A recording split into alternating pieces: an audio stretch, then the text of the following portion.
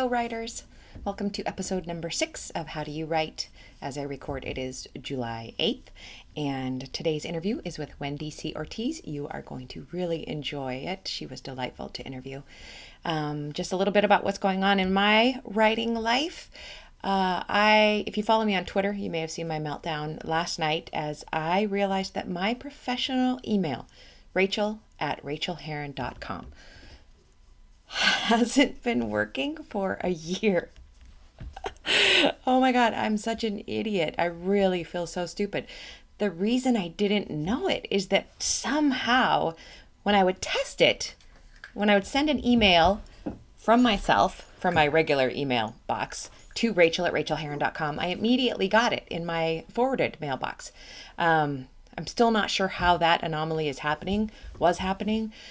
But, every time I would think, I haven't gotten any Facebook ad receipts. I think those come to Rachael@RachaelHerron.com. I would test it. It would come back and I would think, okay, well, Facebook isn't sending those or iTunes isn't sending their updates. I would send out requests of other authors from my professional email, as one does. And I would never hear back. And I would just think, well, they're busy. That's the way it goes. And no, they were responding. People, this is terrible. When The Ones Who Matter Most came out in March or April of this year, I usually get a couple of emails, saying that I loved your new book, it was fun, or I hated your new book, or whatever the email is, but I just didn't hear anything. And I thought, wow, it's just not being read, it's not being thought about. And when I found that email inbox and uncovered it, it was not easy to get into. It was over at my new hosting site that we went to last year, and I just never turned the email on.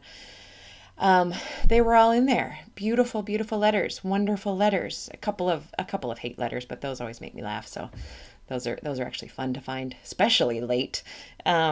There were media requests. There were essay commissions. But the most important thing really was reader mail that I had not responded to, that I had just looked like an asshole by not responding to. Forgive my language, but I'm a writer and I like to use all the words. So that was really distressing, but I've got that worked out.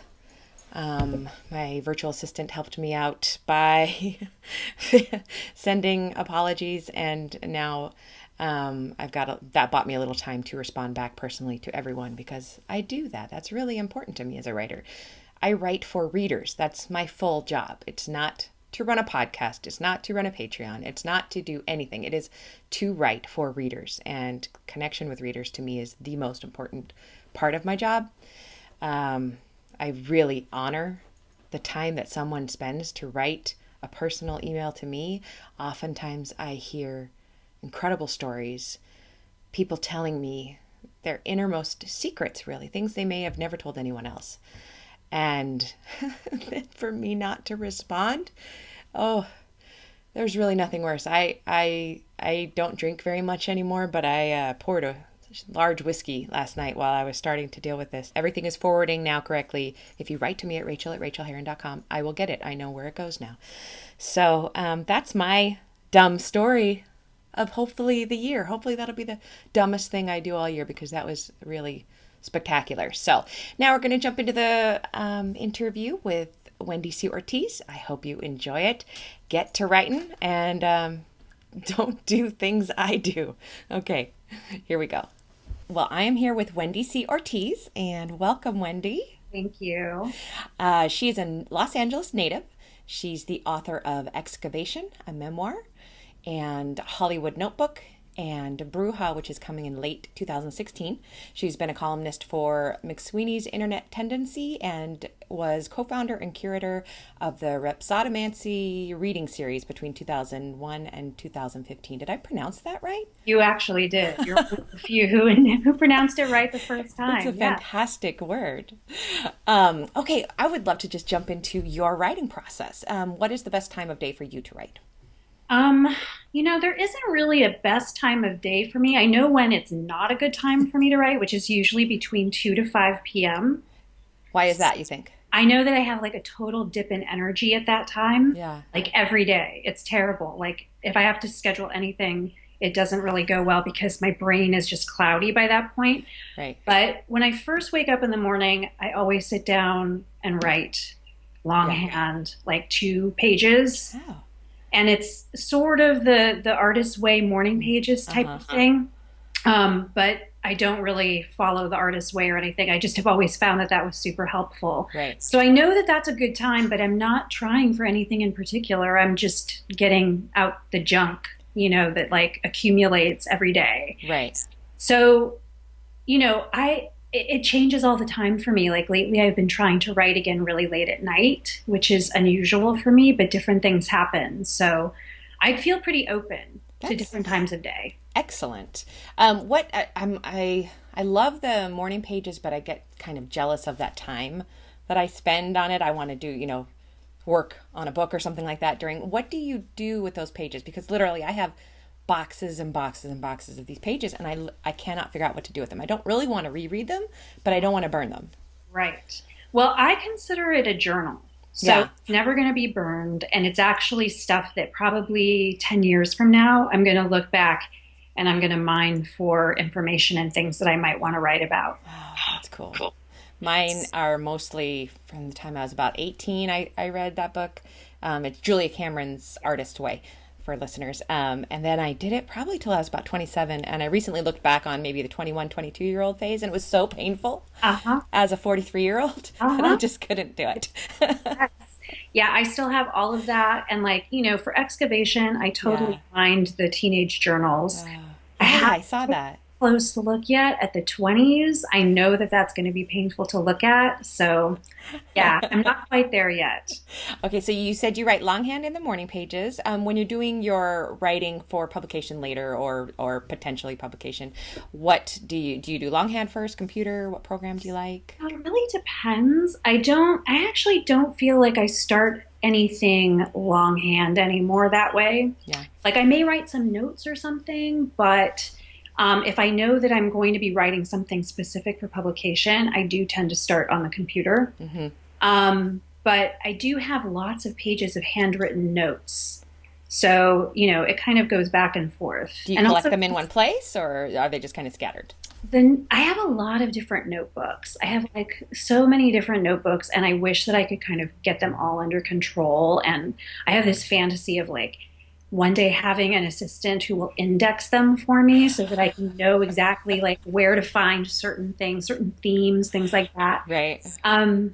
Because I have so many notebooks. So Yeah. it's kind of a mess that way. I started indexing a few years ago, just when I would write something in my Moleskine or whatever, I had the pages number, and then at the beginning of each Moleskine, I put what pages I have things on, and it has come in handy hundreds of times. I didn't think it would actually help, and it helps all the time. So I can Wow. recommend that. I know. It's almost like having an assistant, not quite. I still can't find the things I'm looking for. Okay, and where do you write most and why? I probably write most at my little coffee table in my living room. I have like this low coffee table. I have a cushion that I like to sit on, and that's where I do the morning pages. And I also find that when I have to actually write something that has a deadline, I do find myself in that same place just on the computer. So it's like I have a big picture window, and on Instagram, I actually post every day the picture of the notebook. And it's like this weird way of keeping me accountable. And also people have said like, oh, that really inspires me. So now I feel like I must do this every single day. So wherever I am, I take that picture of the notebook, but 9 times out of 10, it's at that little coffee table. And I have this big picture window with like a beautiful view of like palm trees and, houses across the street. So it's a really nice place to sit and write. I am immediately going to follow you on Instagram as soon as we hang up. So, because I need that kind of inspiration too. And how do you fill the creative well when you're running dry? I think that it happens in a lot of different ways. Like certainly reading other people. Like I'm always trying to read 2 or 3 books at a time. And that does a lot for me. I feel like there are some writers that I read for whom I feel like, ooh, I want to have a conversation with this person. And the conversation I'm going to have is just going to be me writing some kind of response to what I'm reading and not necessarily sharing it anywhere.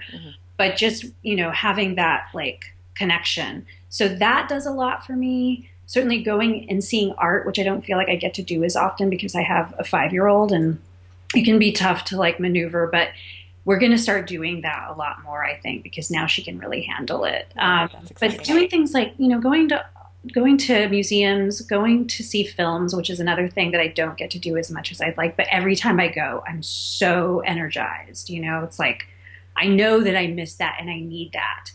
And then I go hiking 3 times a week. And that to me is like, if I don't have that, the well starts to feel dry. Like I get a lot of work done in my head when I'm hiking. That sounds like a fantastic thing to do that I would like to steal. Yeah. But it always turns out that I'm lazy. So, now I'm kind of one of those people that like, if I get into a rut, no matter if it's like a good one or a bad one, it will stick. And this is like an interesting rut in that I like have to go 3 times a week. I take the same exact route. I really don't. Do you go by yourself? Yeah. Yeah. That's awesome. Do you listen to anything while you're hiking or? I always listen to music. I have to listen to music. Yeah. I don't listen to podcasts or anything. Podcasts are for at home when I'm doing laundry and things like that. Like, and I'm stuck in, that's the only place I can really listen to podcasts. But on the trail, I'm listening to music. I think I might do that this afternoon. Thank you for that. What secret writing tip of awesomeness did you discover the hard way, do you think? Maybe, I think that's probably something about like, getting so excited about publication and wanting to put more stuff out there. And sometimes stuff is not ready to go out there. And I can be like years too early for things to go out there. And I can look back now at my publication history and go, oh, right, I remember when I sent that out and the feeling that I had, but it was too soon. And sometimes it takes me 5 years to figure out like, oh gosh, that shouldn't have gone out back then, and that's a hard thing to realize. And, when I was in my mid-20s, I was just like, I need to get stuff published. I need to get things out there. And now I kind of look back at some of it and I'm like, oh, I wish that you would have waited. And so now I have a little bit more patience. Now I'm willing to just say, you know what, sometimes it's going to take 10 years for me to digest something and write it the way that I want it. And don't try to make that go faster. Like just sit with it. Just let the stuff sit for a while. That's beautiful. I wish that there was something, because I think writers are really prone to that over eagerness in that we finish something and it can't get any better. Right. And then of course it will, and it does. But yes. At the moment you finish it, or finish this draft, you think it can't get any better. And I would like to see some kind of product like the thing you stick in the turkey, the flag that pops up and tells you when it's done. Yeah. So like lately I've been just carrying around a poetry manuscript that like 2 months ago I was like, oh my God, it's done. And of course it's not done. Like it came like together in like 2 weeks and I was like, oh my gosh, look at this. And it's not done. And so what I've been doing is just like physically carrying the papers out, like it's in a binder clip. I carry it around with me and I just think about it and I don't touch it. I don't try to do anything with it. But that feeling of like knowing it's with me, it's moving around in the world with me, I'm thinking about it. I will get back to it. It does not have to come out this year. It does not have to come out next year. I want it to be ready. Well, you're really making it a part of yourself too. I think that's beautiful. Thanks. I really like that. Can you give us a quick craft tip on something? A quick craft tip. I'm always like at a loss for craft tips. That's a really tough question for me. I don't think in terms really of craft anymore. And I think that's just because like I've been overloaded with craft tips and now I don't even know where the ones that I use have come from. Although I will say that I did learn something that I still think about a lot from Lydia Yuknevich. I worked with her in an online workshop and we were talking about writing endings. Writing endings are so hard for me. I don't know how endings come together. It feels like magic when they come together. But one of the things that she talked about was looking at endings as a kind of death of something. And she elaborated much more on that. But that image and that feeling, I think about a lot when I have to come to put together an ending. It's like, okay, death. Like, how does this die? How do I make this transition? in this certain way. So it's kind of, it feels like a little bit of an elusive craft tip, and it doesn't belong to me. It's definitely Lydia's, but I think about it constantly when I'm writing endings. I think that that is fabulous. And I think of the midpoint as I like to put a death of some sort, usually at the midpoint of my novels. Uh-huh. And I'm constantly thinking about that. And I think that that would work really, really well for endings, which are, like you said, magic. I can never get to them Yeah. until I've done a few drafts, and then I just kind of tumble down the hill and land on top of them. But that's really beautiful. Thank you for that. Okay, and what would you like to plug right now? Tell us about something that's coming out, or Okay, well, I have like a couple of things I'm oh, really excited about. One is that I'm going to have some poetry coming out very soon in Juked magazine online and in Shabby Dollhouse, which is also online. And then at the end of October, my book Bruja will come out from CCM, which I'm super excited about. I'm a little nervous because this book is definitely the most unusual of my books. how so? It's called a dreamoir. And so basically, I'm used to writing memoir, but this is a dreamoir. So it totally takes place in the alternate plane of dreams. And it includes all of the characters that I've written about in my books and my essays because they were all people in my life. But this is what we did in dreamland, in my dreamland. So it's technically fiction because it didn't actually occur, but they were actual dreams that occurred. So I have no idea how people will approach this book, but I'm excited to see what will happen. And I'm really happy that CCM is taking a risk with this book. You are literally creating a genre.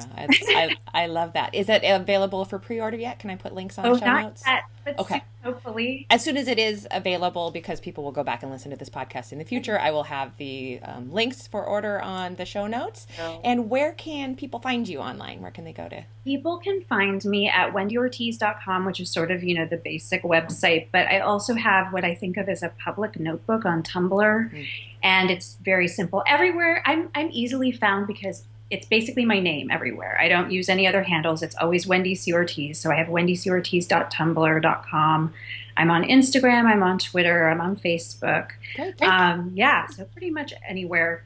I can't really get on to Snapchat. It's like it's not working for me. So I refuse. That's the one thing I'm going to refuse about, because I think what I've heard is that you have to respond to people individually, and I just do enough of that everywhere else. I know. I don't want Snapchat. Yeah, Although the faces you can make are really funny. I know. That's like the filters are the one cool thing that I see there.